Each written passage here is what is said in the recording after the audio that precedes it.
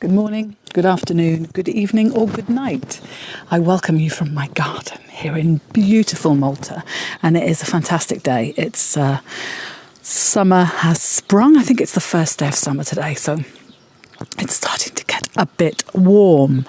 Today, we just want to talk about networking.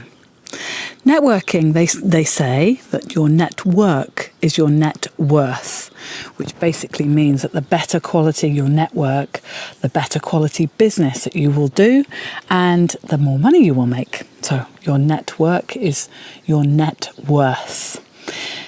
As a non-native English speaker, of course, networking can be very daunting because you never know what the subject will be, because the subject will be the other person. And you never know what language you might use, what vocabulary you might use. It's very difficult to prepare for who you might meet. But nevertheless, it's something that has to be done, and it's something that will improve your business exponentially, as in lots and lots. So the top tip is prepare what you would like to say. So you can absolutely do this fully before you go. So prepare your elevator pitch. Who are you likely to meet there? What kind of networking event is it? Is it a industry-based networking event? Will you know anyone that's going there? Is it a networking event that's based on different locations? Is it a citywide networking? What kind of networking event is it? And then you can alter your elevator pitch to suit. So if you're a medical rep and you're going to be meeting a lot of pharmaceutical companies, you obviously will be featuring your role as a medical rep. So you can prepare your name and who you work for, what kind of products you deal with, and make an elevator pitch based around your industry. If you're in Malta and you're going to a Maltese networking, you will meet people from all different walks of life and all different industries. So you might want to make something a little bit more, less specific. So for example, I'm Joanne, I'm a business English coach, and I live on Gozo, for example, something like that, something very simple. So you can prepare a couple of different types of introductions for yourself and practice them to make sure that you fall into them. They're very comfortable for you. You can just relax and say your opening spiel. Now, this is where I understand it can be a bit more daunting because you don't know who you're going to meet and you don't know what they're going to talk about. So if it's an industry-wide event, then you absolutely will have some idea of who's going and you will have some idea of what they're going to talk about. So you can prepare that a little bit more in advance. If it's a location event, then this is more difficult. Nevertheless, you can prepare some interesting questions to ask them. For me, the best way to network is to go with a view to, first of all, have a goal. What is your goal for going? Why are you going? Why are you taking time out of your busy schedule? Why are you taking time away from your family to attend an event? Is it because your boss has told you have to go?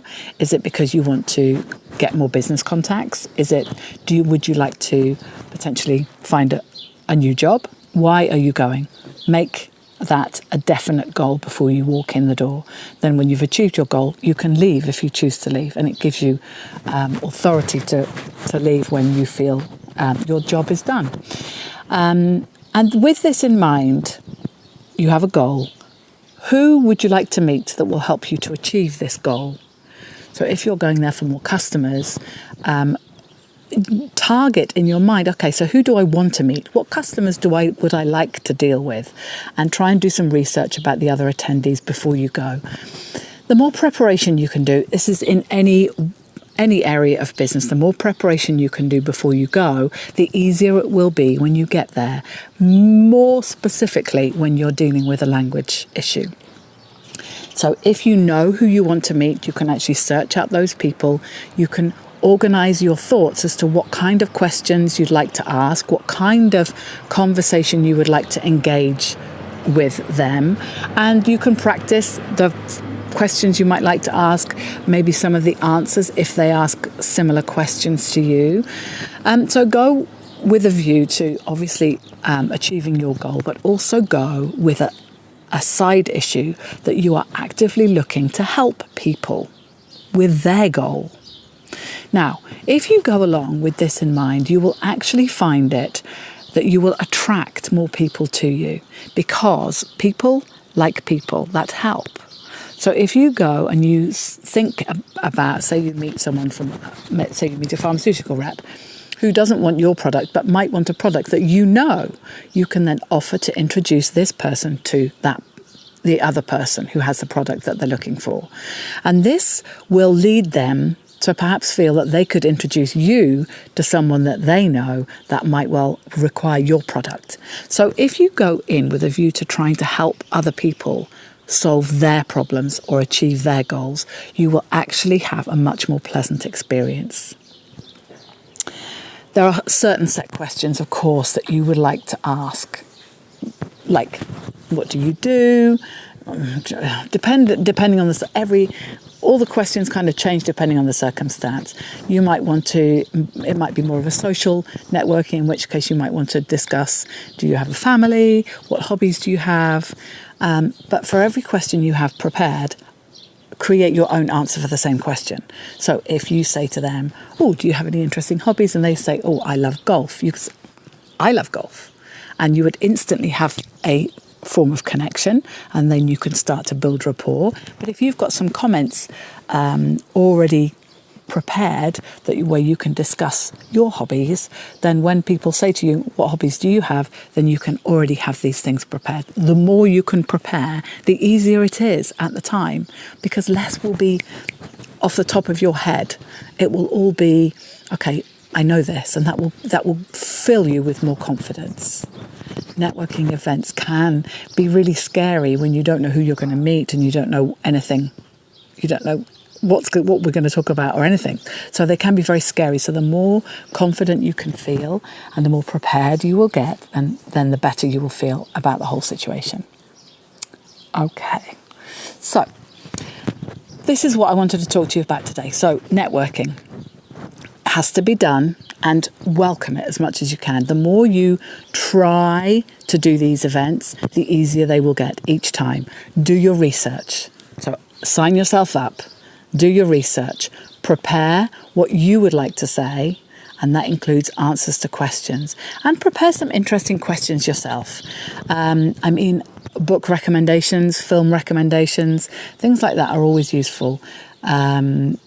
I find that books, as a book lover, I love talking to other people about books. So find things that you enjoy talking about and perhaps craft some questions around that. So if you find a fellow book lover, you can immediately get involved in a rapport building conversation about something that you both enjoy. Try and find what their goals are and try and help them in their goals, because you might not be the right person to help them right now, but if you help them find the right person, then they will bear you in mind. You will be top of mind next time when they want the thing you do have, that you do sell. So ask lots of questions. Don't be the one speaking. Everyone wants to speak about themselves. So you make sure that you ask questions to facilitate this. That will give them a warm, fuzzy feeling. So ask them questions, prepare your own answers. And when you answer a question, respond with another question for them so that it's a real two-way conversation. Again, a lot of this you can prepare in advance. Collect business cards, collect contacts, however you want to do it.